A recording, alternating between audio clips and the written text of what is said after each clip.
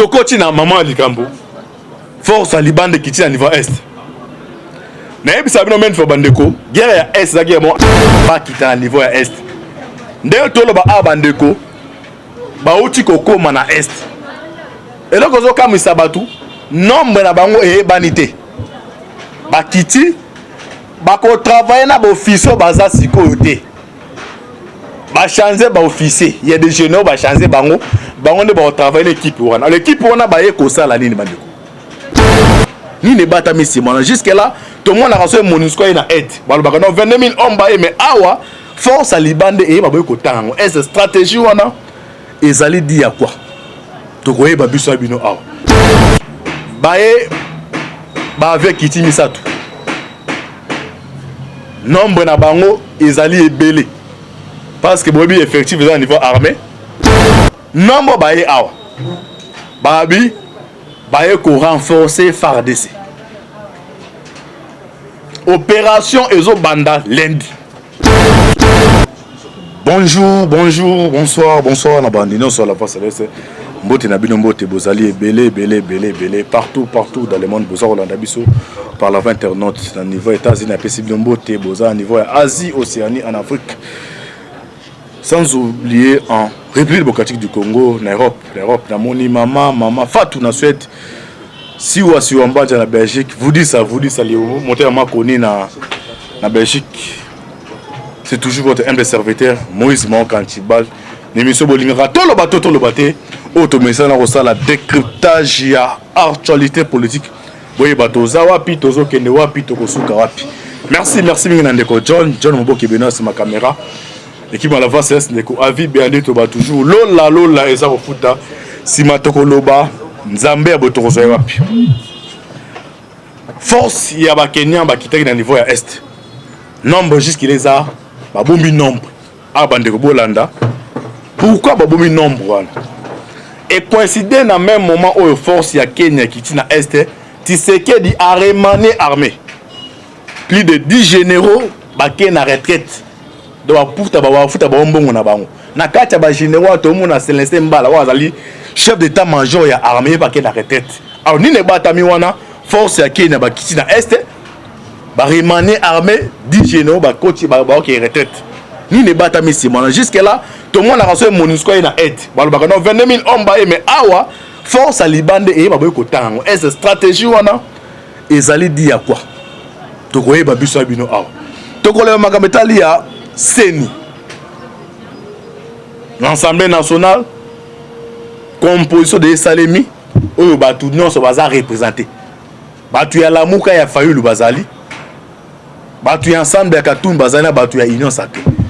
Mais ça la bande comme musu ensemble ba que non toko parto to rejeter makamwa biso to yebi yango te. Na nazo bata moto yeba politique biso nde bazaka na moi awanga ni mena buta za ko négocier. To limbo la biso no boyeba eza ko salema ndenge ni. 2023 est-ce que ma ponami ezali to ezalité? Ce qui ezalité nana ko bénéficier nango. Parce que dans un article moi ko le bas article 70 ba il voyait ba baraboy. Jusqu'à donc article 70 le dit que non, le président de la République reste jusqu'à jusqu'à OK na Côte d'Ivoire. Article 70 que non le président en fonction reste jusqu'à si c'est même article là. Est-ce que so il faut a eu schéma ya glissement. Et vous avez bénéfice et pas na yebe et pas Tshisekedi. To yebe la awa. Mais eza na fond de biso bino fond esalemi eza chapeauté na basango bato baza ko financer ngo ezali Katumbi ikopi na Kabila de na biso ba polo de esalemi marche à liboso au sein le 15 septembre na limite bana ba ozo en classe o ezala antibal na zangolo na zanaka cha mai donc bana ba ozo en classe te neza ke do 2 semaines bazo ba ozo ngate bato a fond wana ba ponika ba date batie eko na ba rentrée scolaire donc bana ba ozo ngate baba no monde ba tina ba lucha ba filimbi mais dis ka do beta première frappe wande ko tudinga antibal biloko lo bandenge ni to yebi to ke numéro biso bino awa. Alors tokoti na maman likambo force à libande kiti na niveau est na yebi sabino men fo bandeko guerre ya est la guerre mon asymétrie. donc guerre wana eza ndenge guerre normale ezala beauté omoni coronavirus ezali maladie moko eza invisible eye ezoyo omona ngo te eza na guerre à est ezali donc bato bazwa koboma bato na moi na butu bazali na population pardon na moi baza population na butu baye oboma bino déjà guerre moko pone si la fois opéda aden na ngwe bandeli wapi alors Tshisekedi asinaki aide na Kenya bati na basoda Kenya bakita na niveau ya est ndenge toloba abandeko bauti kokoma na est eloko zokamwisa batu nombre na bango eyebani te bakiti bakotravaille na baofficier baza sikoyo te bachange baofficier il y a des généraux bachange bango nde baotravaille na équipe wana l'équipe wana baye kosala nini bandeko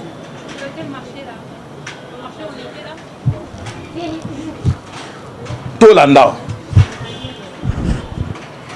Des contingents étrangers arrivent en renfort en RDC.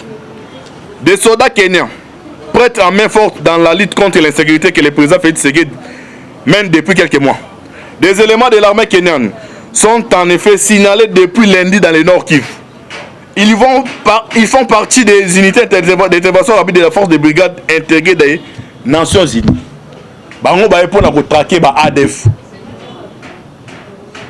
Ngai na moni ba image na ebite so maboke bende aroza ba na balasa ba image ala Sabino bae ba avec kiti misatu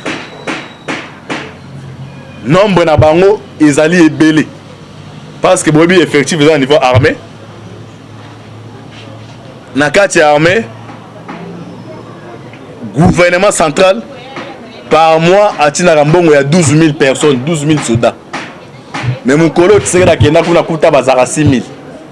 Alors 6 000 wala mbongo na bango aussi ba révélation musu bakangi bango musu ba dénonciation seulement belé. Alors nombre baé awa babi baé ko renforcer FARDC. Opération Ezo Banda lundi.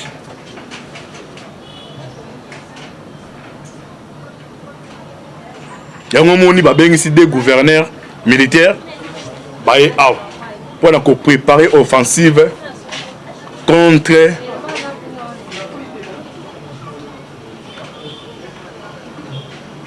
ba rebelle ya ADF.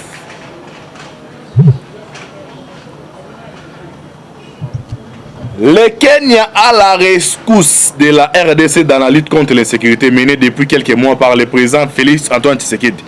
Des éléments de l'armée kenyane sont en effet signalés depuis lundi dans le Nord Kivu. Ils font partie des unités d'intervention rapide de la FIB. Des contingents sont arrivés lundi et mardi. Un troisième est annoncé pour aujourd'hui. Selon des sources à Goma, chef-lieu de la province du Nord Kivu. Pour des raisons de stratégie, les effectifs ne sont pas révélés. Bandeko, awaskoyo antibalazo fungoma. Na tolo bate.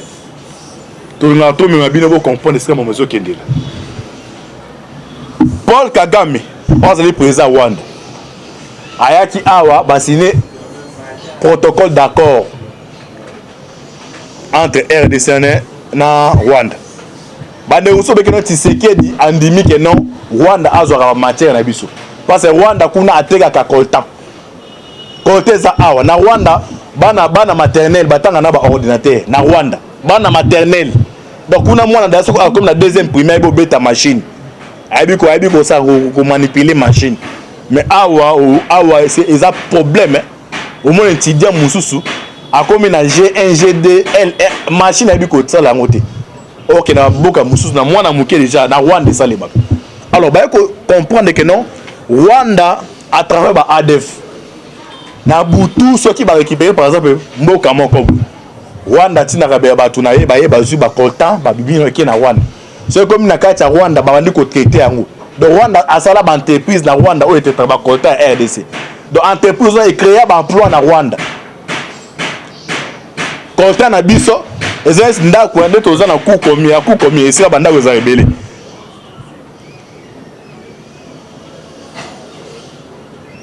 eloko yo ya papa na biso le biso motolia bato musu ba ozongo do Rwanda il crée ba emploi botali même par panini club au Paris Saint-Germain a combien de Rwanda comme par a commis na ba bengon partenaire Rwanda au hasard do a comme partenaire à Paris Saint-Germain pour na zo ba content na biso réseau on a fait ça ni ici là tu sais qui a signé accord na bango na kati accord ba biboye donc ba répéter accord cadre de Addis Abeba na kati accord cadre de Addis Abeba loyibwe pays mon côté pays voisin mon côté ça doit continuer da ba soldats soit ba ko financer ba rebelle ou ba ça la rebelle na kati a pays ba tumususu donc nde toza buya Rwanda RDC na kati accord wana interdit na Rwanda azwa minduki apesa na ba rebelle ba bundisa ba bunda na niveau Congo mais Rwanda sala ka yango Rwanda okonne ko sala yango yo ba sai accord ke no Rwanda olo ya kana nzela ki moyibi yakaka na porte ezali soza na mwana mwasi lobo suka na coin yaka okutala para na ndenge tisekela ngati accord esalemi entre Rwanda na RDC ole Rwanda apesa ba binduki yaka na butu bomona ki ba bombarder quartier général de ADF ba kuti eza na appareil moko d'espionnage do appareil wana mona kana FARDC OK FARDC soza appareil wana est-ce que ba rebelle mutaza azana zamba rozo azo appareil wana wapi et outi musika donc réseau za munene et bandé par la communauté internationale ezana ba français mususu oyo baza ba kota wana bati na Rwanda Rwanda zo a côté sans côté alors il faut makamé ça ni ici yango les États-Unis a décidé que non il faut négocier na Kenya tu sais que dans le pouvoir ba président muso boye ko yana président serment mais président ni mais ko ezai Uhuru Kenyatta alors à force à Kenya ba na niveau est premier avec Kitaki deuxième Kiti troisième Kita awa nombre nango même na RFI Radio France Inter baboye ko ba nombre nango babi ndenge ba ebwe moi to ba nombre nango ezate na même moi au kara force à Kenya zo kita na est ba changer na niveau ya ba généraux mais il y a des généraux ba traître dans ça ba numéro ba ADF ba koti réunion na 12h réunion conseil secrétaire photo frappé vers 16h il y a un téléphone na tala kindoki azu téléphone na ben ba rebelle bo longo sika dozo oya donc parce que otali guerre à est bandeko ba ADF baza muke ne baza o résister ndenge nini eza trahison uta na armée eza na généraux mususu esika oyo or ezali ye azwaka yango donc généraux or ya RDC azwaka so bazu bateki babengi tala eza ba numéro mususu eza so tolo bilo mususu moko akomenenga yo to koboma yo na ba o eza antibal akoma yo mususu koboma bato eso moment fo ngai ne na za wali wana banga te na quoi na message ya prophète Bonama na ibelo ka mututé liwa na banga rate Kabila Joseph oyo na yebiso ndeko ko message que non yo biloko solo ba oza jeune to bomao Kabila Joseph akayinga 3 fois na année wana oza ya Gombe wana au mois d'aba otie bino madesu wa compter mbuma madesu boy donc ata madesu ba tiaka ba compter lelo wola dimbuma ba tiena dimbuma madesu sardine moi sardine andi wana ba kabole yango so boza 20 personnes bolier. C'est comme 10 heures, Calais vient à 10 heures. C'est comme 10 heures, bon, ils ont un mot, John Moa, le Miko. Miko, on a 4 chambres, on a bien au Congo. Donc, ce Calais va à Zokota, bien tout au Pessi Moukongo, Babin, on va la mi, bon, on a dit, il y a une dame de Kuna. Ce jour, on a à la cravate rouge, c'est que, journée, on a, sur une manifestation politique, les alibats de Bakou. Soit la cravate rouge. 3 fois, on a année à Kabila. Bande au Moussou, Bakotaka, Bakoufa. Ane wono mona eza kota gombera bandeko eza na siko cho so ba kotisiyo bane ba bomayo cho wana so ba fungulo bi na fleuve OK il y a des amis pona otanga awa o ba kenda tisiko mais so za envie beza ngolila ngate be yantam yo zo comme message o connaît comme message non yo ba be pa antibal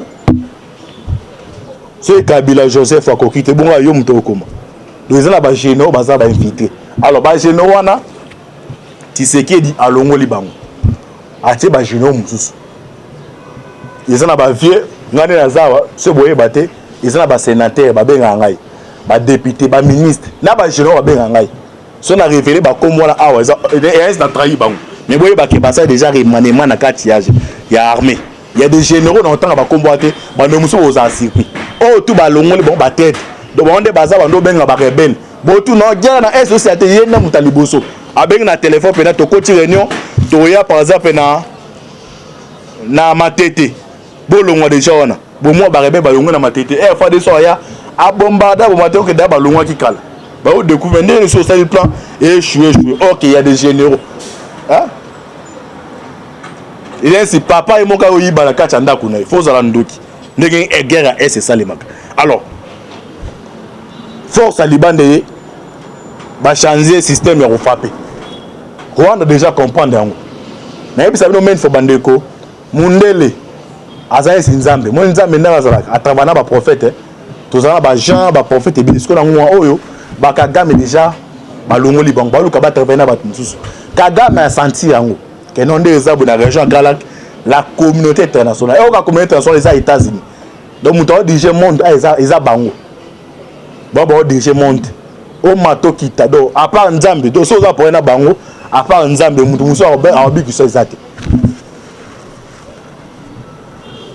Russie a sali arme moko a bengo Satan 3 de arme on les a prêts à détruire ce Congo mais n'est pas ça 30 minutes so ba betango Congo na ba ki chate so ba betango na Congo n'est pas 30 minutes les a détruit mais les résultats a sali Satan 4 Satan 4 les a détruit France dans France dans quelques secondes donc ba innovation au salemak alors force ba oyo bandeko na kati na bango ezana ba invité na kati force les États-Unis à l'Obaka ou dans l'anglais l'Obama force ba a ba tu Kenya bazana ba invité na kati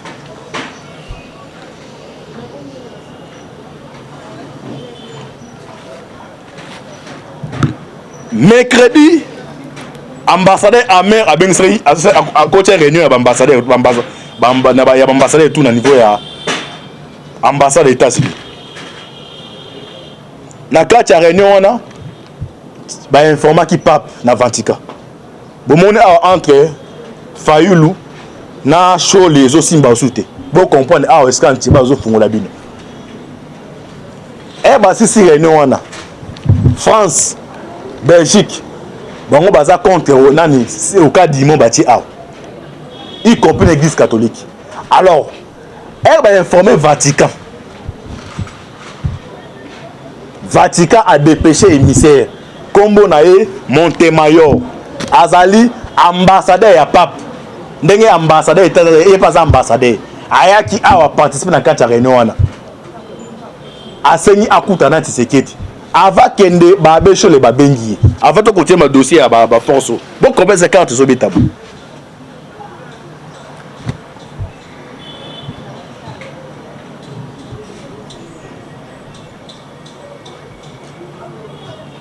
babe chez les babengi Montema babi c'est que non comme ozo kutana Tshisekedi biso kadi mabiso to lingiete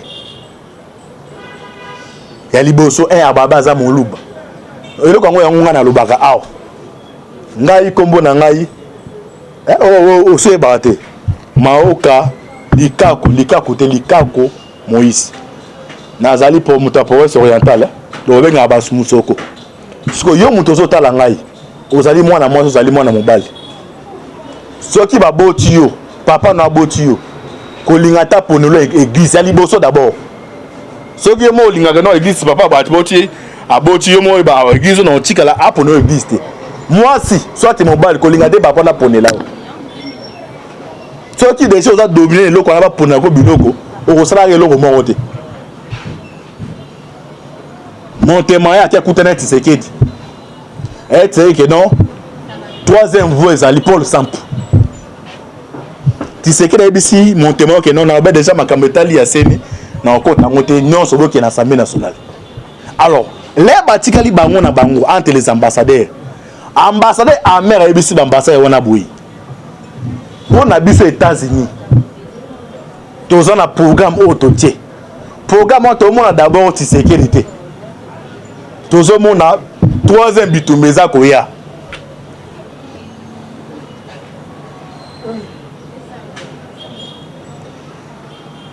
au moins le person oza mon pagano oza païen ba événement musa bible yo yebango te o aza penda mon pagano on s'appelle mingi bola la brochure prophète Banam à travers la brochure moi bible bino otanga moi de moi tout na tiba ngalo bani bible bino otanga eza bilo musu ba décoder wana monde to comme na suka nyonso nzamba lobaki kokisami donc ambassadeur ebisi badenge que non tout le monde a troisième guerre za koya troisième guerre za to guerre était entre la guerre mondiale OK so ta na bibili ya bilo kono so bi que non bozomo na ba Belgique za ozinda o azali chrétien o atanga la bible a comprendre biloko yo so za no pagano o comprendre te les événements za koya abi pona bango pona les États-Unis ba biti sekedi il faut tika non 2028 là je vous ai so za de quoi la muka bon mais kabo cha mutali nga cha ba je m'en excuse mutali nga cha ba donner zali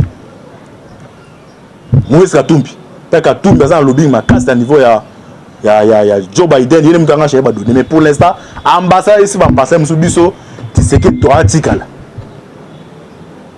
les besoin information tout le bateau baké ba informer basango bali balenda ndeto ba awa Église catholique na kata Senko et ba vous comme balé bilo na zolo bande ko après un mois bo comprendre na retard ba vous comme balé eza na bato batikali na position bazaki na musu ba changer déjà parmi bato wana boke baté so qui secrétaire général aza ko choli ana on a eu ça bilo za formation top qu'on a eu sur escale laboratoire betama na répéter les états dans clair devant les ambassadeurs que non pour na bango Tshisekedi 2023 au long te pour na bango yo tout non mon mbele sur l'Afrique bandeko auto sala ka jour avant des formalités non c'est ça les marasiko auto genda jour avant des formalités on a voté mutu tel mundele wana tabeta ba intérêt pour l'instant les états dans mon influence asiatique et zingi RDC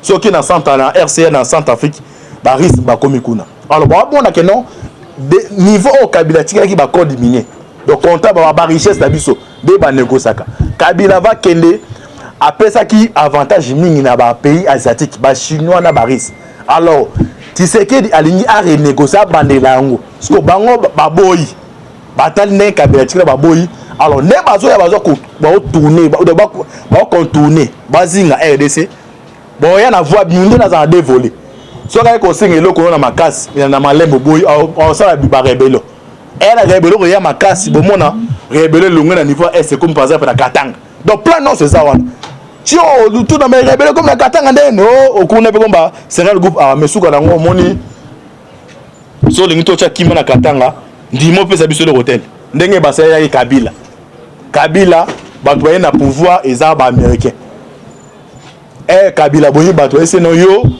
tout travaillant mais côté droit de l'homme vous respecté parce que mon le côté ya mamonta ya droit de l'homme côté on a ba jeza raté yo soute to luka mususu Kabila na kanda ka zu ba code mina pesa ki bango apesi na ba diversion na bango ba Chine ba chinois na ba riso wana alors états abi non to la so no biso mto taki to longola ti Kabila longwe nde mo sikoyo alors force et awa ba Kenya ba sanga na ba américain il y a des infiltrés américains basés à la force qui est dans l'Est. Pour on a plein ça en malam, il faut pas écarter quelques têtes dans le niveau de l'armée. C'est les symboles à Moussès. Il est pas à retomber, beaucoup à moitié, il y a aucune retraite. Mais au bazar, au chef d'état-major.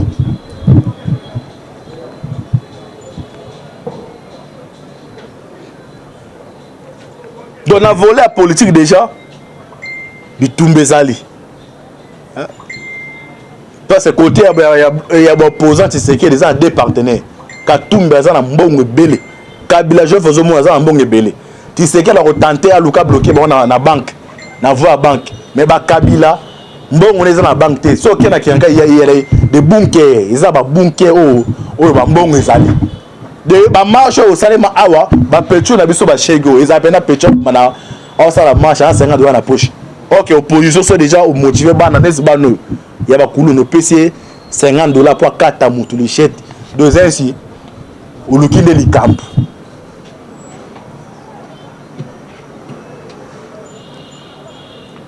alors force on ngeye boy moi assurance c'est comme côté na ngai bande quoi c'est boza ou la antibal force il a répété bien moi na lo bango te mais il y a des invités na kati.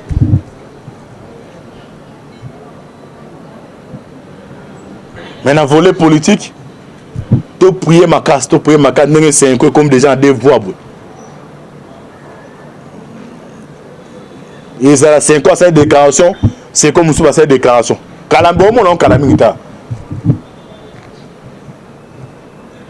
Mais tu considères qu'on prier.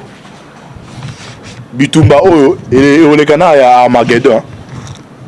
Et le canard vraiment. Sur le plan international déjà. Ils ont aussi battu. Les États-Unis ont contrôlé la région de Kassa pour ça. Les Chinois, les Chinois, Kabila, les contrats Tikaki, les tout conduit qu'on lia. Si vous avez ça, vous négocier les Zambie, les Zambie, les Zambie. Guerre mondiale, guerre mondiale, ça a été que non. Les États-Unis ont reconnu au Bunuswa, à l'Uki Balié. Les Russes ont reconnu au Butumbe, ça est marabongo. Donc pour l'instant déjà RCA eux ont qui base quartier général à français Rissa Boto la moza contrôle OK RCA na biso à partir Équateur déjà base facile en côté Zambie ndenge moko. Donc pour l'instant les Américains vont contrôler Angola, Rwanda en 50-50, Ouganda mais côté Moussouda asiatique bazui ba côté à peine à voler la politique ndenge les gens Moussa Goluka Martin Fayulu ils ont appris en 2021 soutenir yo ça la déclaration boye il est pas le cas dans salle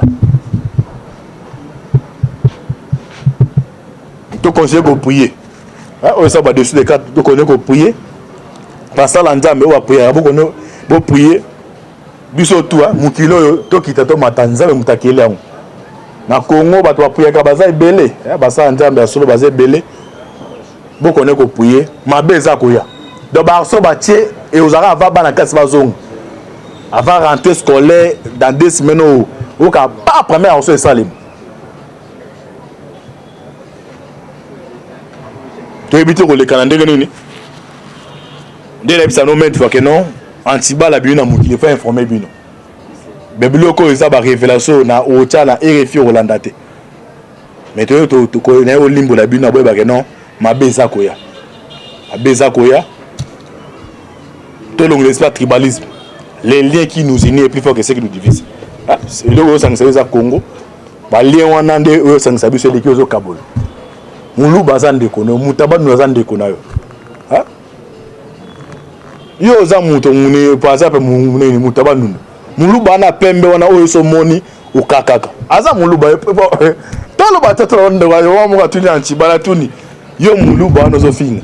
Moutaba nduno tala o aza noira bien nguna ngola wana mais comme na poti ozo bunda pwani ne ça me semble mo etamboli que non baluba non de ba que non moulou bozo finga tu es comme na ba chéri chéri vrai bébé mais au comment on attend ça moulou koto pe ya bandundwa o mwindo penda mwinda ngola to longole lokwana ilo que ça importer zali Congo nzamba pamboli biso ozo ke na prière OK o prier fuka mabongolongo nzambe o se kabiso mais na pesi bino nyonso eza biso mo bato mutu yemo aki ayibi 200 millions maweza te ba pese pona le bien-être universel ya zongo pona yena famille na bino bana na bino ba obotaka bana muso baza ba handicapé parce mbongo bino bozo lia ufani na appartement ozo tala ozo mela champagne que non ba congolais mboko eza bini ba baza souffrir za bana ya nzambe yo ba pesi mbongo otonga nzelo zio lia ngona famille na bana na yo mona ebela ba vie yango ebele bana ba kizengi oto te ba kizengi ndenge nini mbongo eza mbongo normal te bana ba mona basi kitoko ba mama bote ezalaka te ba mbongo ya bato ya ba Congo bozo olia so la ndebe ba musu baza de père et de mère te wa mo tuna bien antibal to boma eza antibal merci tu vois ça dessus des cartes awa to limbola ni ne ko s'est passé les événements venir wa antibal yemoko face aux caméras to limbola bisabine. Merci à Mboke Bende, c'est ma caméra. Merci à l'équipe Mombo, s'abonner. Tout ça, besoin de soutien à Bino. Il y a la prière financière. Moi, je vais prier à Makasi. Pour un petit peu de prier. Je vais prier à Makasi. Téléphone à Bissoyo. Si on a appelé sur 3 heures du temps aux zones qui sont en bas. Moussa Zobeng là-haut. Batorande va benga, moi, benga, il a fini. Moussa bengi to bomayo na oyo antibal ne ba antibal ne na aka mobimba ntamba zana bino bo s'abonner pour na bozwaka actualité en temps réel. badiaspora boza libanda mboka na bino eza oyo Congo bakunda motolu na bino awa boya awa mpona développement ya mboka Fayulu Moïse wana selo ngai eza tantibal bilo wana selo ngai Fayulu Moïse Tshisekedi bango to baza ba congolais eloko zo sala to avancer zali Congo mais soki mutu likolo ya mutu mpona ngai nyonso ebeba eza malamu te l'air libre romata équipe bilongi te oyo aza mutu ayide mpe mutu alamuka emataka mpona biso nyonso dollar emata ezala te ngai nakipa ma politique te dollar emata ezwaka mutu nyonso donc politique ate oboyi kokipango ya koya tia koti ya ndako na yo akipe yo na makasi osokipe na oyo bapesi yo 10 dollars osala wenje okomi mpena mathématicien mutu kobeta kikikiki wana osatika eza politique merci na pambola bino affaire à suivre ciao